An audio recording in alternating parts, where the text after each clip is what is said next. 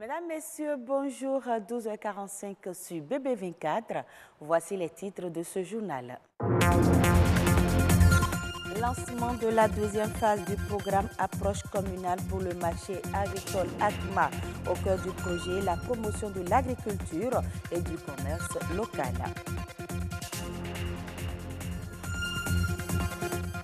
Il est indispensable pour le bon fonctionnement d'un hôpital. Le laboratoire biologique doit répondre à certaines exigences. Armel Dosukago nous amène à la découverte d'un laboratoire biologique.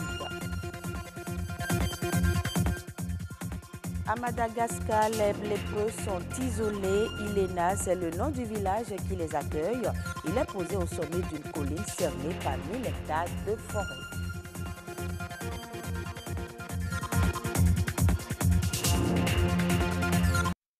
Après sa première phase, l'ACMA, entendez, approche communale pour le marché agricole, lance la deuxième phase de son programme, un projet destiné à la promotion de l'agriculture et du commerce local. L'ACMA, à travers cette deuxième phase, élargit son domaine d'intervention et se donne d'importants défis à relever au cours des 4 prochaines années. Christelle Tongodo, Jules Akoiko. Pour les acteurs de la chaîne agricole, elle est une lumière qui jaillit de l'obscurité. L'ACMA, l'approche communale pour le marché agricole, innove pour le bonheur des producteurs. C'est grâce au programme ACMA que bon nombre d'entre nous ont pour la première fois pu bénéficier de crédits. Grâce à ce financement, 1299 tonnes de maïs, de soja, de l'huile de palme ont été warrantées et 23 928 tonnes de produits ont été commercialisés pour un montant de plus de 6 milliards de francs CFA. En apportant de la valeur ajoutée à l'économie béninoise, ce projet vise le développement local. Mieux, il assure un bien-être aux femmes rurales. Vous allez voir, les familles sont rayonnantes. Les gens achètent. En quoi ils s'occupent des enfants pour l'école, ils payent la scolarité, ils payent un certain nombre de...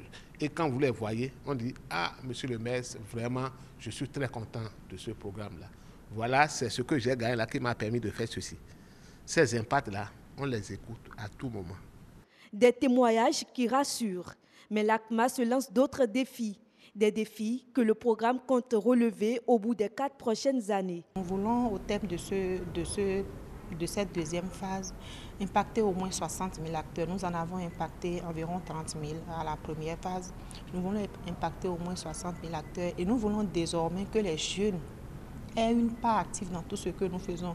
Nous voulons que les jeunes croient désormais en l'agriculture, qu'ils croient désormais en leur potentialité. Donc nous mettons un point sur les jeunes de 15 à 35 ans avec un regard particulier sur la participation active des femmes. Nous voulons désormais que le producteur se sente valorisé et à travers une opération que nous appelons le warrantage, qui est un mécanisme de financement, il permet désormais aux plus petits producteurs qui produisent peut-être 2 bidons d'huile de bénéficier d'un financement adéquat pour pouvoir faire ces activités et de ne plus brader ces produits. Pour sa phase 2, l'approche communale pour le marché agricole étend sa zone d'intervention. En dehors des départements du Louémé, du Plateau et du Zou, elle s'étend désormais au département des collines. Base de tout diagnostic, le laboratoire biologique est une structure importante dans le dispositif d'un hôpital. Son fonctionnement doit respecter des normes pour une bonne prise en charge des patients. Découvrons dans cet élément la présentation d'un laboratoire. C'est un reportage de Rosemont Chiakpe, Daniel Ada et Armel Dosukago, présenté par Marcel Arossi. Comme le dispensaire et la maternité, le laboratoire biologique est tout aussi important dans le dispositif d'un hôpital. Lorsqu'on rentre dans un laboratoire, on doit trouver au moins le minimum 5 spécialités. Il y a la biochimie, il y a hématologie, la bactériologie, la virologie, la sérologie. Donc c'est ces minimums-là, un laboratoire digne doit disposer de ces 5 disciplines. Le travail ainsi présenté donne lieu à une répartition géographique du laboratoire. Ici, c'est la paillasse de la biochimie. Tous les paramètres, la plupart des paramètres sanguins demandées couramment en clinique par les médecins sont dosées ici.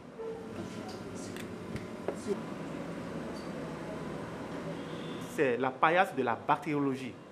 Là, ça consiste à identifier les microbes dans des prélèvements pathologiques, c'est-à-dire urine, sel et les liquides de d'épanchement comme acide, etc. Du matériel moderne et sophistiqué permet de nos jours, mieux que par le passé, une rapidité du diagnostic du patient. L'automate que voici est un automate d'hématologie. C'est un appareil qui sert à faire des manipulations de façon automatique. L'automate, elle nous permet de faire la NFS, c'est-à-dire la numération formule sanguine. La numération formule sanguine regroupe un ensemble d'analyses, à savoir le dosage du taux d'hémoglobine, d'hématocrite, la numération des globules rouges, le nombre des blancs, la numération des globules blancs, et la numération des plaquettes, le calcul des constantes et autres. Et l'appareil nous permet de faire automatiquement cette manipulation. En temps, on le faisait manuellement, mais avec l'évolution de la science, de la technique, nous pouvons maintenant le faire avec l'automate sans difficulté. Il suffit de bien homogénéiser l'échantillon, de mettre le numéro, parce qu'on a déjà mis les informations de l'échantillon. On met le numéro, on lance, on homogène correctement, on passe.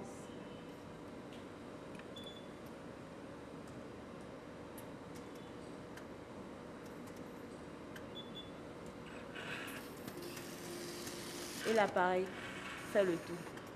Quand l'appareil finit, c'est à nous de lancer le résultat. Et le résultat sort. Pas l'impression.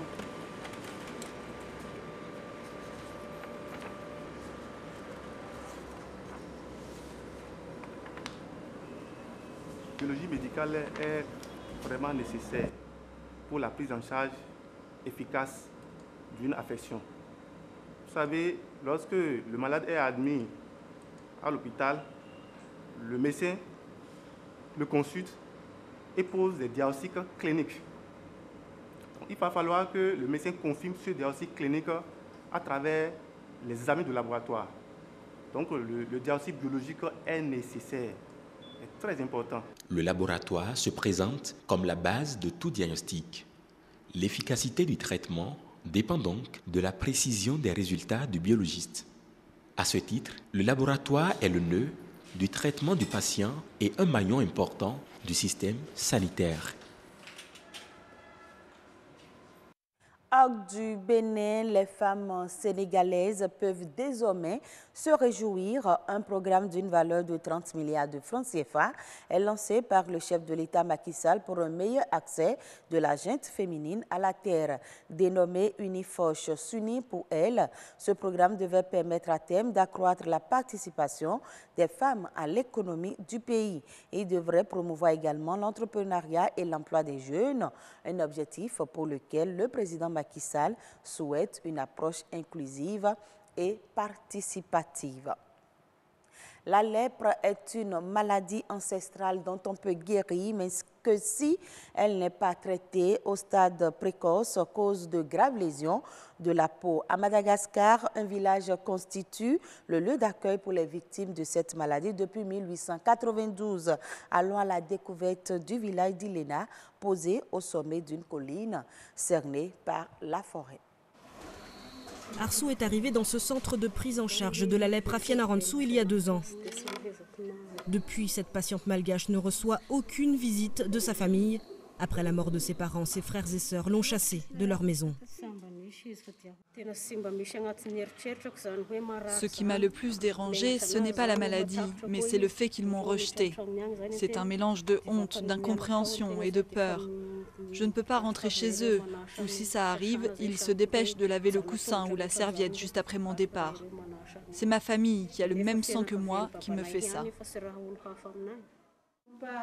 Désormais, la seule famille d'Arsou, ce sont les sœurs qui gèrent le centre ainsi que les autres pensionnaires. Pourtant, la lèpre est très peu contagieuse. Il faut des contacts répétés et prolongés avec des personnes atteintes pour l'attraper.